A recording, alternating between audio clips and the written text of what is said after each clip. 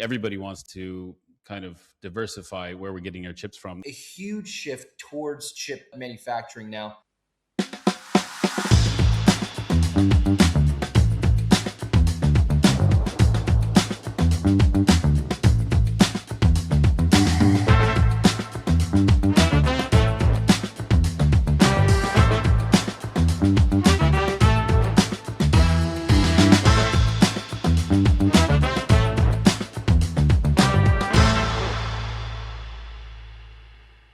Meta is apparently putting out its own AI chip into production right now. So Nvidia's biggest customers are also becoming its competitors, which is not that surprising in light of all the news we've been reporting. OpenAI came out with its Jalapeno chip that it actually designed with its own frontier models. I think all of these companies are building their own chips because they do not want to be dependent on Nvidia any longer. So now Meta is one of the newest entrants into the chip space. And Meta will begin manufacturing its custom data center AI chip, codenamed Iris, this September, according to internal documents reviewed by reporters this week. Iris was designed in partnership with Broadcom and will be manufactured by TSMC. It completed testing in just 6 short weeks with no major issues. I have my thoughts about what no major issues means, but apparently it's up to muster in 6 weeks. But the chip is part of a 4th-generation MTIA roadmap, and Meta aims to scale its computing infrastructure to 14 gigawatts by 2027, next year, doubling the 7 gigawatts targeted for 2026, with Meta alone projecting up to 145 billion in AI infrastructure spending this year. We talked about huge layoffs from Meta, probably and possibly all to fuel this massive expenditure for AI infrastructure that it's working on. Heavily pivoting to AI. Iris is designed to complement and not actually just replace the large volume of GPUs that Meta continues to buy from Nvidia and AMD. So maybe this will alleviate some of the concerns from competitor Nvidia and AMD. It will carry internal workloads, recommendation systems, ranking, and a slice of inference where a custom chip tuned to Meta's own models beats a general purpose GPU on cost per query. So makes a lot of sense. Maybe they're not looking to outright replace them all or build an all-purpose GPU chip, kind of like Nvidia and AMD, but it does make sense to me in my limited understanding of how these data centers and systems work, that fine tuning and knowing your exact specs and parameters for the models and the AI work you're working on, basically. So it makes sense to me, but I don't know. What do you think about that, Sasha?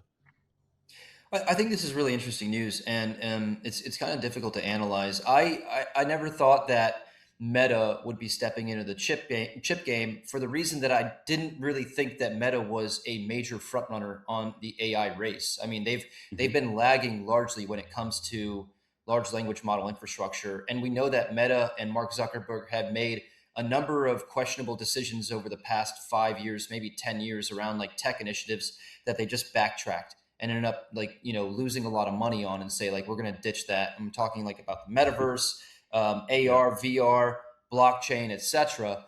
And now we're talking about them diving into chips, and maybe this is like a signal that a lot of these Mag 7 companies are deciding to get deeper into the AI game and into chip production as a hedge. We're talking about putting your own AI on a chip. That limits functionality, that limits the flexibility in what that chip is really used for. If it's designed specifically around your own model or a competitor's model, that means they've got to work very closely with some other foundational LLM developers. I'm not really sure what to take from this, considering that like Meta doesn't seem to be using AI in a lot of things. But I do know I spoke to someone recently that told me that they have a friend that was recently hired into Meta, and there are internal initiatives where everyone is being driven to use agentic technologies for nearly everything, and talking about coding and correspondence and administrative tasks and whatever. Even like a welcome message to a new employee is not actually written by a Meta employee; it's like a Meta employee's agent. So maybe they're looking to expand into this direction to try and offset future operational expenses that they're anticipating. But I don't really see Meta and Facebook, just rolling out a lot of AI infrastructure in the next year or so. It might just be that they're trying to, cut some costs and hedge against a lot of poor spending decisions they've made in the past few years.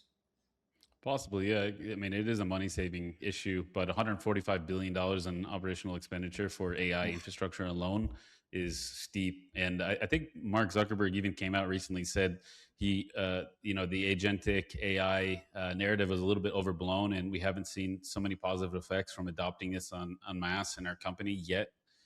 Maybe that will change, but some sobering reality wake up call from Mark Zuckerberg himself saying, like, yeah, we we dove in head first, and it hasn't been as helpful as we thought it would be. Mm, absolutely. Yeah, and just another note, like this is kind of we're talking about like, this signal in Meta getting into chip production. This is something that we're seeing across like every company now. And we talked about it before. There's a huge energy crisis, there's a compute crunch, there's a data center crisis. And one of the solutions that some of these Mag 7 companies are seeing is let's put AI onto chips. It's more efficient, it's more hardware native. We're talking about less of a dependency on energy and data resources. And so we're seeing that with Meta's Iris. Broadcom, as we know, they're designing a number of chips for several of these major companies.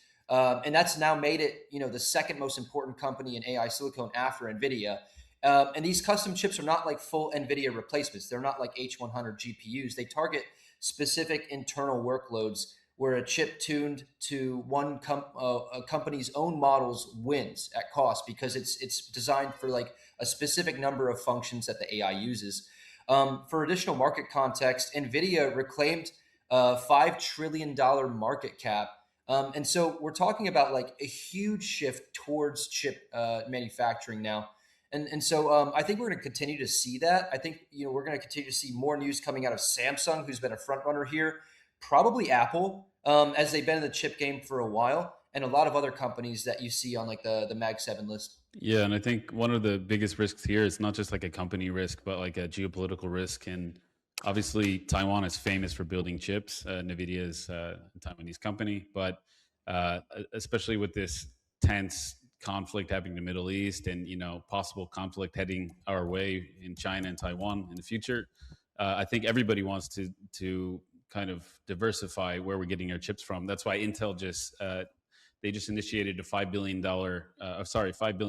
European push, and all these companies are getting in on the chip production, not just because it's going to save them money, but it's going to save them a massive headache down the line. So there's been more pressure on Korean chip makers like Samsung, and then the U.S. is obviously trying to invest as much as it can to bring more chip building, onto its shores. So it's definitely an interesting story. I had no idea that Broadcom was so big, but it's kind of one of those silent giants that you don't hear so much about.